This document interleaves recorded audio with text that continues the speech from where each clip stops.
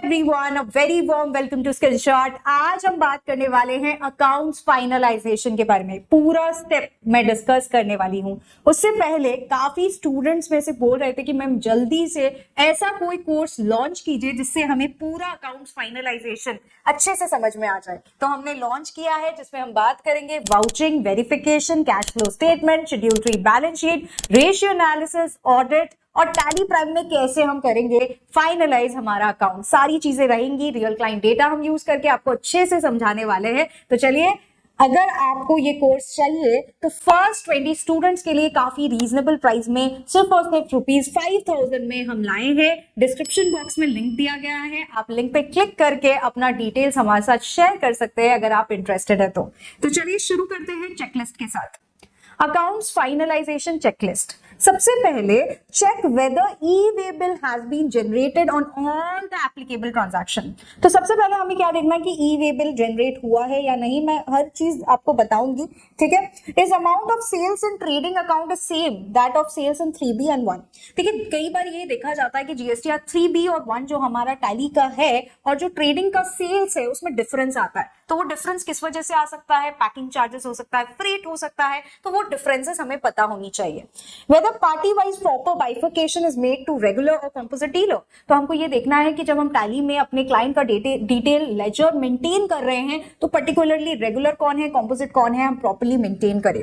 Weather 4 to 6 digit of HSN declared. Obviously 4 digit 5 crore से नीचे अगर आपका टर्नओवर है, अगर 5 करोड़ से ऊपर है तो 6 डिजिट। तो ये आपको देखना है। Whether TCS collected whenever applicable. TCS collect हुआ है या नहीं हुआ है। Whether RCM has been paid for outward freight. Freight में RCM अप्लाई करता है कहीं कहीं, क्योंकि हम गुड्स ट्रांसपोर्ट एजेंसी से सर्विस लेते हैं, तो उस केस में RCM हो सकता है 5% रेट में। तो वो हमको देखना है। Whether purchases entry are arithmetically accurate. होता है ना कभी कभार की एंट्री तो हमने कर दी लेकिन अरिथमेटिकल एक्यूरेसी हमने नहीं देखा, मैथ्स हमने चेक नहीं किया कि कैलकुलेशन सही है या नहीं, वो हम देख लेंगे। Whether full year list has been made of non reflection in 2B। होता है ना कि 2B में रिफ्लेक्ट नहीं हुआ है, और ये मैं कोर्स में भी कवर करने वाली हूँ कि 2B का रिकंसिलेशन हम कैसे करें पूरे ईयर का।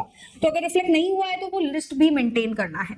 Weather full year list has been made for non reflection in books of accounts. बहुत बार ऐसा होता है कि बुक्स में हमने रिफ्लेक्ट ही नहीं किया है, तो वो लिस्ट बना है या नहीं। Whether accountant has given intimation to parties related to filing of return if not reflected in 2B। तो हमको इंटीमेट करना पड़ता है अकाउंटेंट को, क्लाइंट को, कि आपके 2B में डिटेल्स नहीं आ रहा है, तो इंटीमेशन हुआ है या नहीं। Whether presence of purchase bill checked on random basis। आपने एंट्री तो कर दी लेकिन बिल आपके पास है ही नहीं, तो आपको चेक करना पड़ेगा कि बिल आपके पास है या नहीं। Whether reversal of ITC has been made if amount not paid within 180 days। 180 दिन में अगर आपने पेमेंट नहीं किया है तो आपको रिवर्सल करना पड़ता है इनपुट टैक्स क्रेडिट का, तो वो देखना जरूरी है। Whether invoice number in purchase bill is exceeding 16 digit. काफी बार ये देखा गया है कि इनवॉइस नंबर 16 डिजिट से एक्सीड होता है तो एरर आ जाता है। तो मिनिमम जो है, मैक्सिमम जो है 16 डिजिट का क्राइटेरिया मेंटेन करना है। Whether expenses are properly sanctioned। जो सैंक्शनिंग अथॉरिटी है जो देख रही है उसको आपको देखना कि उसने सैंक्शन प्रॉपर्ली सिग्नेचर करके किया है या नहीं।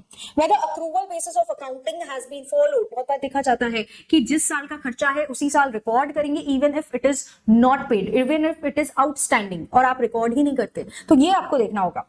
Are personal expenses recorded in books of account। क्या पर्सनल एक्सपेंसेस आप रिकॉर्ड कर रहे हो बुक्स ऑफ अकाउंट्स में? पर्सनल एक्सपेंसेस बुक्स में रिकॉर्ड नहीं करना चाहिए, right. Whether cash payment has not been made exceeding 10,000 in a single day to single party। Income tax के अनुसार आप सिंगल पार्टी को सिंगल डे में 10,000 से ज्यादा कैश में पेमेंट नहीं कर सकते, नहीं तो वो खर्चा डिसअलाउड हो जाता है, तो ये आपको चेक करना है। Whether proper bifurcation has been made between direct and indirect expenses। काफी बार हम इनडायरेक्ट और डायरेक्ट एक्सपेंस में प्रॉपर बाइफरकेशन नहीं करते, इस वजह से हमें प्रॉब्लम आती है, तो प्रॉपर बाइफरकेशन हमें करना है। For example factory rent direct expense होगा, ऑफिस रेंट्स इनडायरेक्ट एक्सपेंस होगा। Whether TDS under section 194I has been deducted। Rent के केस में सेक्शन 194I को चेक करना है। Whether TDS under section 192 has been deducted। Salary के case में TDS 192 में देखना है। Whether P-tax has been deducted from applicable salary। Professional tax मैंने बहुत जगह देखा कि लोग काटते ही नहीं है, तो ये आपको चेक करना है आपके स्टेट के रूल्स एंड रेगुलेशन के हिसाब से। Whether PF-ESI is applicable। PF-ESI depend करता है कि ऑर्गेनाइजेशन की स्ट्रेंथ क्या है, उस हिसाब से अप्लाई करता है। Whether proper entry has been made in respect of block credit। Block credit का एंट्री हुआ है या नहीं। ब्लॉक क्रेडिट मतलब इनएलिजिबल ITC, जिसमें ITC नहीं मिलता। Whether proper entry has been made in respect of RCM।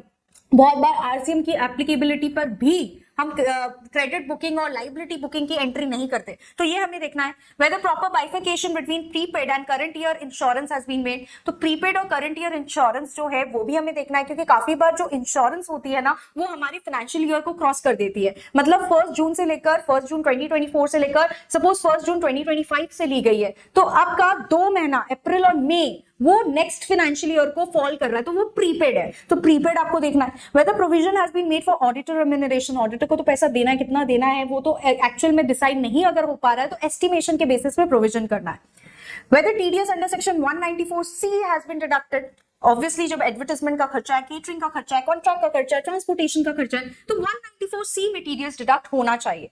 Weather provision entry relating to interest on secure loan के इंटरेस्ट पे आपको एंट्री करनी होगी 31 मार्च को, तो वो प्रोविजन एंट्री हुई है या नहीं। Whether bank statement has been tailored in respect of interest on unsecured loan की एंट्री भी हमें देखनी है। Whether interest on unsecured loan has been booked, obviously booking की एंट्री भी हमें देखनी है कि unsecured loan हमने बुक किया है या नहीं किया है। TDS under section 194A has been deducted on unsecured loan, unsecured loan में भी आपका section 194A में TDS काटना होगा। Proper receipt has been in respect of donation, donation में रिसीट होना चाहिए, 80G का एलिजिबिलिटी है या नहीं।